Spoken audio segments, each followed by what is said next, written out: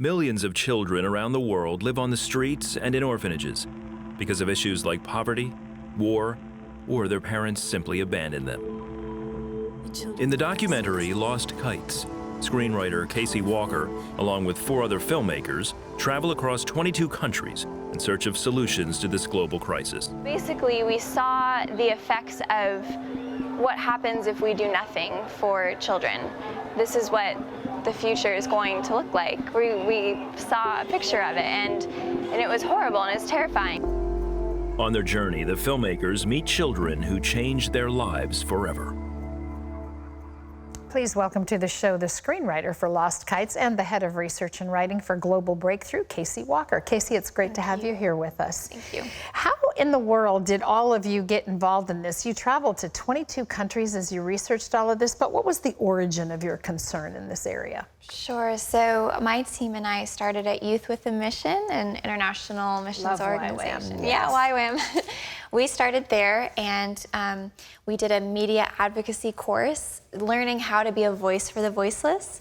And from there, the opportunity came up for a small team to go out and do a full-length feature film on a topic that was on God's heart, which we prayed into and felt that it was children without families. Yeah.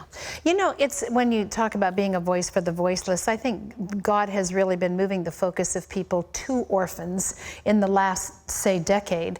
But still, when you say the word orphan or orphans, it's kind of like a group of kids somewhere. It's different when you break it down into individuals, and that's what you did in Lost Kites. Talk a little bit about the 3 kids, really, that you feature in here. Start with Carmela. Sure. So, yeah, that was really our goal with the film, was to celebrate children. And because they're funny and they're smart and they're creative, and we wanted to show that about them. Carmela really brought that out. She is a 2.5-year-old in China, and she was born with a hole in her heart. She was abandoned by her mom at a hospital, and so local Christian foster parents, Joy and Haitao, took her in and began this fight for her life, really, to get her into surgery and to fundraise enough money to do the surgery. Yeah, and sometimes that's what it takes, not just whether we adopt or foster ourselves, but even just in the caring, to be sacrificial in what we're willing to do to make a difference. You see that in her story. Okay, what about Sanjoy? Sanjoy, he's so funny. He really captured my heart the moment I met him. Sanjoy is a street boy in India, and he was different from a lot of the other boys we met in that he was actually saving money to start up a small business so he could get off the streets. And in the middle of filming, he ran away from us, and we began this search amongst millions of people to try and find him and find out what happened. Almost impossible in India. Yeah, almost. And that's an issue that you see in kids that have not been raised in secure families, especially when they've been street kids, like a lack of trust. That's exactly what we were finding. That was something that we learned about in the course of the film, looking at brain scans, children in orphanages, children living in family. You can see their growth and development is quite different. It's much healthier in a family environment. And with Sanjoy, when he ran away from us, we couldn't help but think that there was a trust issue there, knowing that if he got close to us, we could leave again. Yeah.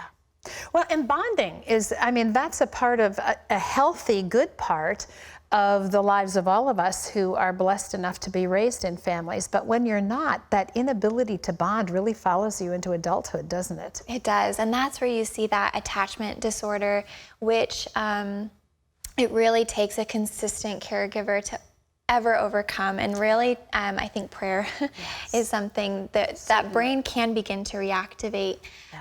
But it does take a lot of loving care. Well, and the 3rd young person that you feature is in Brazil. Talk about his story, because these children, what was most amazing to me about him was he had a dream. And for lots of children who are not raised in families, the ability to dream is almost squelched in them, but not in this boy. Warwick is special, and he not only dreamed, he dreamed big. At the time when he was in the orphanage, he was working in a factory. and doing a great job there. Everyone at the factory loved the work that he did actually and praised him, but his goal was to be part of the professional soccer team. And soccer is huge in Brazil, we all know. And so the team invited him to come try out, and his goal was to not only make the team, but to make it and then get his brother out of the orphanage so he could care for him. Yeah. You know, family is God's intention. Scripture clearly says he puts the lonely in families. And so how important is it to children to be in a family environment versus the traditional old orphanage setting we think of? Sure. So what we found with children that grow up in family versus children in orphanage, even in some of the group homes, really the issue comes down to the child knowing that they have someone committed to them for the rest of their life. And so we just saw with children who grow up in family, they're much more secure, well-rooted, and willing to try new things, go out for dreams. And for children who grow up in the orphanage, the likelihood we found of them getting into criminal activity, homelessness, prostitution, all suicide, is much higher. Yeah. With the kids that you followed, I mean, Sanjoy, you don't really know what happened to. He ran away and you weren't ever able to follow him. What about Warwick and Camilla?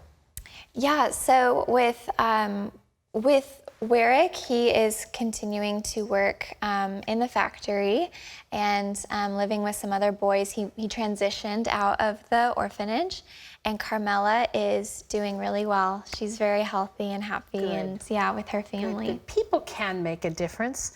When people watch this film, what do you want the takeaway to be? Not everybody's going to be called to adopt or to foster, so what can people do? Yeah, we've found some great ways that anyone can get involved. Of course, adoption, domestically, internationally, foster care is wonderful. And but something that anyone can do is to work with family-based care organizations. There's great ones around the world, including Orphans Promise, who Orphans Promise actually helped our film to be made, and it made a huge difference. And there's organizations like Compassion International where you can sponsor a child and they'll stay in their family, get the care that they need.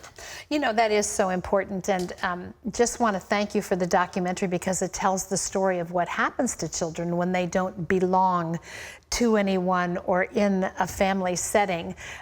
Orphans Promise highly endorses the film. If you'd like to see how you can watch it or set up a screening in your area, go to orphanspromise.org/Lost Kites. But keeping families together, everyone who's in orphan care agrees, is the very best case scenario. And so let's make that a #1 priority.